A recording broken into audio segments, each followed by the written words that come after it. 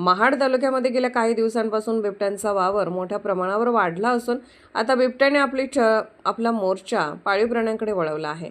शिवथर विभागातील चेरावाडी गावात बिबट्याने केलेल्या हल्ल्यात 2 कालवडींचा जागीच मृत्यू झाला। या घटनेमुळे संपूर्ण परिसरात भीतीचे वातावरण पसरले असून शेतकरी वर्ग चिंतेत आहे।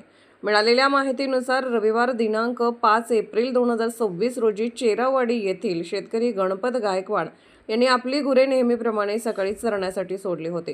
गावाशेजारील जंगलाच्या परिसरात ही गुरे चरत असताना दबा धरून बसलेल्या बिबट्याने अचानक गुरांच्या कळपावर हल्ला चढवला। या भीषण हल्ल्यात बिबट्याने 2 कालवडींना आपली शिकार बनवले। घटनेची माहिती मिळताच वन विभागाचे अधिकारी पठाणे यांनी तातडीने घटनास्थळी धाव घेतली आणि परिस्थितीची पाहणी करून पंचनामा केला। बिबट्याच्या वाढत्या हल्ल्यामुळे स्थानिक ग्रामस्थांमध्ये संतापाचे आणि भीतीचे वातावरण आहे। वन विभागाने याकडे गांभीर्याने लक्ष देऊन बिबट्याचा बंदोबस्त करावा आणि आम्हाला योग्य तो न्याय मिळवून द्यावा अशी मागणी नुकसानग्रस्त शेतकरी गणपत गायकवाड यांनी केली आहे।